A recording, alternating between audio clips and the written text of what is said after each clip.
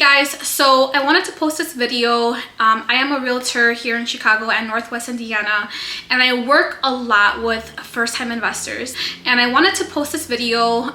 If you are someone that wants to get into real estate investing but you've been on the fence about doing it, then this video is for you. So when I first got my first property, I didn't know what I wanted to buy, if I wanted to get a condo or a single family home, but I knew that I wanted to buy something, and I knew that was going to be my next step. I read a bunch of books. There are some really good books that you can read on Bigger Pockets about getting into real estate investing. There are some really good books that you can pick up through Bigger Pockets. There's a bunch of books that you can read on getting into real estate investing, and that's kind of what I did when I first started. I read a bunch of books. Believe it or not, it took me about a year before I decided to jump in and get into real estate investing. Analysis paralysis is something that can prevent a lot of first-time investors from getting into real estate investing. They overthink and they overanalyze property data, and it prevents them from taking any action. Most people do have the finances and they understand the risks of getting into real estate investing, but then they end up not really doing anything with that information because they're too afraid.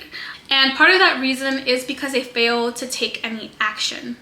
One of my favorite quotes from Marie Forleo is, "You really can only get clarity through action." So in real estate investing, a lot of what we learn is through what we do. And this doesn't mean that you have to make a hasty decision when purchasing a rental property. It just means that you have to do your proper diligence, but continue taking the actions and continue moving forward towards your goal. Sometimes you might not be able to make a decision because you really don't know what you want, and that's why it's a good idea to explore to get a better understanding of your different options. And in real estate, there are so many options.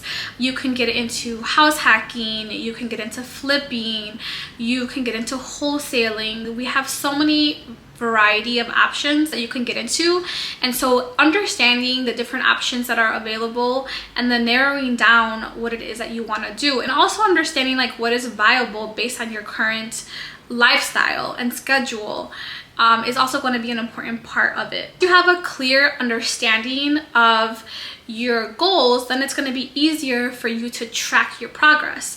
Some of the questions that you can ask yourself is, you know, do I want to be a passive or active investor? And most first-time investors that I personally work with start off as passive investors, and then they work their way up into active investors. So this means that most first-time investors that I work with start off through house hacking. And so they'll purchase a 2 to 4 unit building or a house, even a condo. And actually that was one of my first investment choices when I first started in real estate. I purchased a condo.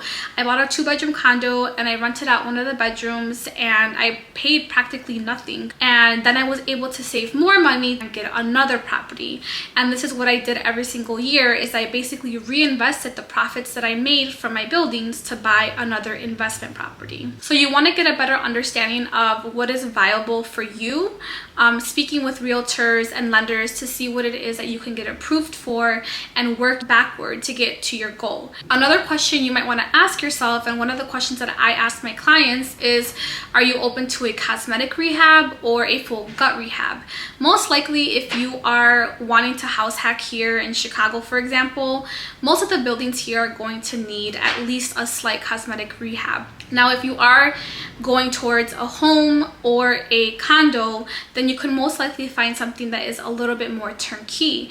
But this is going to impact your decision and being able to narrow down your options. The other question that you might want to ask yourself is, what type of cash on cash ROI are you looking for? How much do you want to make every single month on your rental property? If you are looking to invest here in Chicago, keep in mind that the more north that you go, the harder it is to cash flow, and that most people trade in cash for potential future equity and appreciation, versus the south side, where it is more heavy in cash flow and less in appreciation. But once you have your criteria set, then you can start running the numbers. This means that you have to start looking at your overall expenses and revenue.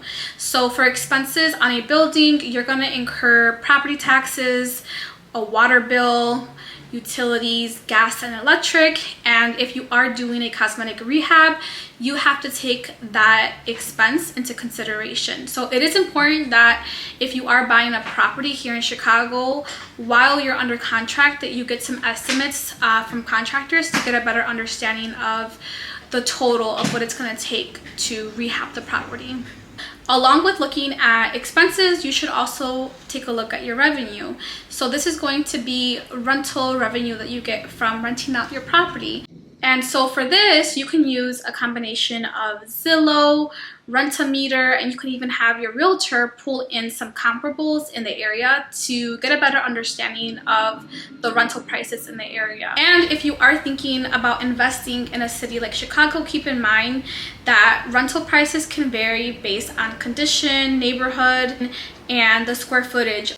So once you take a look at the expenses and the rental revenue, then you can figure out your monthly cash flow or your cash on cash ROI and determine if this is an acceptable property and that it meets your standards. Also, if you are local to Chicago, I would recommend attending some local meetups in whatever area that you're looking to invest in.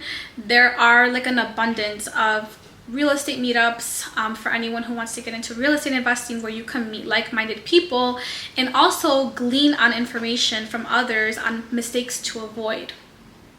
I will put a link down below of a list of real estate meetups if you are interested in attending any of those. I think what most first-time real estate investors struggle with is finding the perfect deal, and reality is that there is no perfect deal, that there are really great deals, and you should take those great deals over finding the perfect deal. There are always reasons to not purchase an investment property, and so it's important to accept the fact that your first investment property may not be the best, but it is important to do your due diligence and make sure that you have a clear understanding of what you're getting yourself into. And if it meets your investment goals, then it's probably a really good choice for you. So real estate investing does involve some risk. Whoever told you that it doesn't involve risk lied to you. And personally, I've done a lot of mistakes as a landlord, as a real estate investor that I've learned from. But with real estate, the important part is that you're taking action and you're learning from those mistakes that you have either experienced yourself or that you have heard of others experiencing as well. I do think that real estate investing is not meant for everyone. So if you are on the fence, maybe start off with something small and then build your way up. You also want to make sure that you have a good network of people that are already investing. But the last thing you want to do is get analysis paralysis, and that can prevent you from moving forward on purchasing an investment property. I hope that this video was helpful to you in your decision-making process in purchasing an investment property. If you have any questions, please feel free to reach out. I am always here to help. Please do feel free to like and subscribe.